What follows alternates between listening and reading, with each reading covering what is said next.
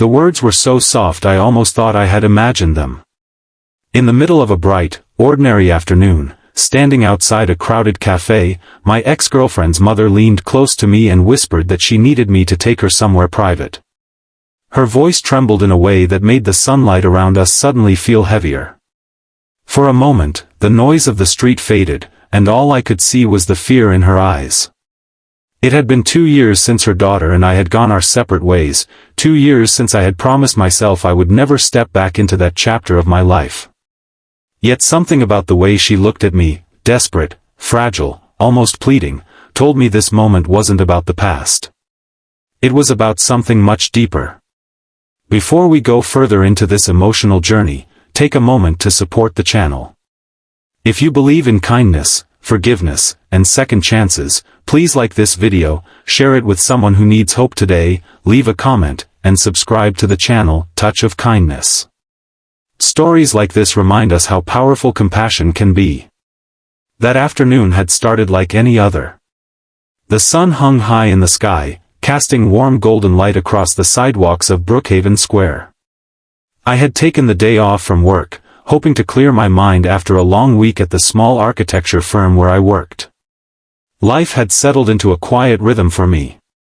I spent my days drawing building designs, my evenings walking through the park near my apartment, and my nights trying not to think about the past too much. 2 years earlier, my relationship with Talia Mercer had ended in a storm of misunderstandings and silence. We hadn't fought dramatically or shouted bitter words. Instead, things had slowly faded until the distance between us became impossible to cross.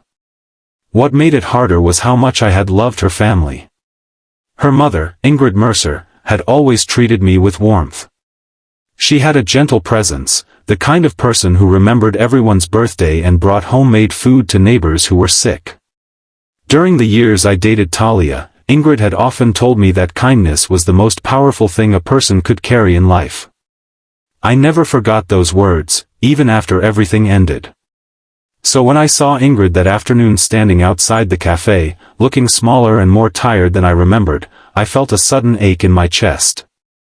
The confident woman who used to laugh loudly at family dinners now looked fragile, her shoulders slightly hunched as if carrying a weight no one else could see. When she asked me quietly to take her somewhere private, I simply nodded. Without asking questions, I guided her toward a nearby park bench under a tall oak tree where the sunlight filtered gently through the leaves. As we walked, I noticed how slowly she moved. Each step seemed careful, almost uncertain. The park was full of daytime life, children laughing near the fountain, joggers passing along the path, elderly couples sitting together on benches, but Ingrid looked completely detached from it all. Her eyes stayed fixed on the ground until we reached the bench and sat down. For a long moment, she said nothing. The wind rustled the leaves above us, scattering soft patterns of light across the grass. Finally, she lifted her eyes toward me, and I realized they were filled with tears she had been trying desperately to hide. Ingrid explained that the last year had been the hardest of her life. Her husband had passed away the previous winter after a brief illness. The loss had shaken their entire family, but what hurt her most was the way grief had quietly pulled everyone apart. Talia had moved to another city for work and rarely came home anymore. Phone calls had grown shorter, visits rarer. Ingrid had spent most of her days alone in the large house that once echoed with laughter. But loneliness wasn't the only thing she carried. After her husband's passing, the financial reality of their situation had become painfully clear. Medical bills, debts, and unexpected expenses had slowly drained her savings. She had tried to handle everything herself, not wanting to burden her daughter, who was already struggling to build a new life. Yet the truth was that the house she loved, the one filled with decades of memories, was about to be taken by the bank. As she spoke, I felt a quiet sadness settle over me. I had never imagined that the warm, welcoming home where I once spent so many weekends had been standing on such fragile ground. Ingrid admitted that she had tried to contact Talia about the situation, but pride and distance had built invisible walls between them. Their conversations felt strained, almost formal. She didn't know how to tell her daughter the truth without making her feel guilty. And that was why she had asked me to take her somewhere private that day. She said she remembered the kind of person I had always tried to be. Even after my relationship with Talia ended, she had heard from neighbors and mutual friends that I was still helping people, still volunteering at the local community center, still living by the values I once shared with her family. She said she didn't know who else to trust. The weight of her words pressed heavily on me. 2 years earlier, I had walked away from that world believing it was no longer my place. Yet here I was, sitting beside the woman who once treated me like a son, hearing about a struggle she had been facing alone. The afternoon sunlight softened as clouds drifted slowly across the sky. Around us, life in the park continued as usual, but for me everything felt strangely still. I spent the next hour listening carefully as Ingrid explained the details of her situation.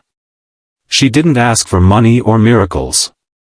What she needed most was guidance, someone who understood paperwork, contracts, and negotiations. My work in architecture meant I often dealt with property documents and development plans, and she believed I might help her find a solution before the bank finalized the foreclosure. In that moment, the past didn't matter anymore. Old heartbreaks, awkward memories, and unresolved feelings faded into the background. What mattered was the simple truth that someone who once showed me great kindness now needed help. Over the next few weeks, I dedicated every spare moment to helping Ingrid. I reviewed her documents, contacted financial advisors, and spoke with local housing organizations that specialized in assisting people in difficult situations. It wasn't easy. The numbers were tight, and the deadlines were closer than anyone liked. But slowly, possibilities began to appear. One afternoon, while examining zoning records at the city office, I realized something that changed everything. Ingrid's property sat on a corner lot that had recently been included in a small redevelopment plan. The land itself had become significantly more valuable than anyone had realized.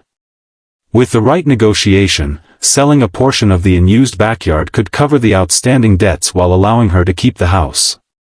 When I shared the idea with Ingrid, relief washed over her face like sunlight breaking through clouds after a storm. It wasn't an instant solution, but it was hope, and hope was something she hadn't felt in months. The following weeks were filled with meetings, paperwork, and careful planning. Through patience and persistence, we reached an agreement with a small development company interested in the lot. The sale allowed Ingrid to pay off her debts and secure her home again. The day everything was finalized, we sat together on the same park bench where she had first asked for my help. The afternoon sun glowed warmly over the trees, and for the first time since I had seen her again, Ingrid looked peaceful.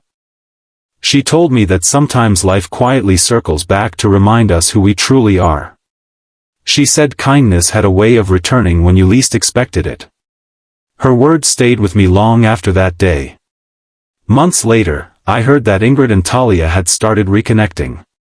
Their conversations were longer now, filled with honesty and understanding. Healing, like kindness, takes time, but it grows when people are willing to open their hearts again. And strangely enough, helping Ingrid also healed something inside me. I realized that letting go of the past doesn't mean erasing it. Sometimes it means allowing those memories to guide you toward becoming a better person. Before we reach the ending of this story, here is a small special request. If this story is touching your heart so far, please take a moment to write, "Kindness still exists," in the comments. It helps spread positivity and lets others know that compassion still matters in this world. Today, whenever I walk past Brookhaven Square and see the sunlight falling across that quiet park bench, I remember the moment everything changed.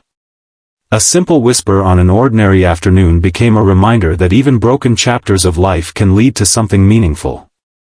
And if this story moved you even a little, if it reminded you of the power of empathy, forgiveness, and second chances, please support the video by liking, sharing, and commenting. Your engagement helps spread stories like this to people who may need hope today. Because sometimes, the smallest act of kindness can quietly rebuild someone's entire world. And that, more than anything else, is the true touch of kindness.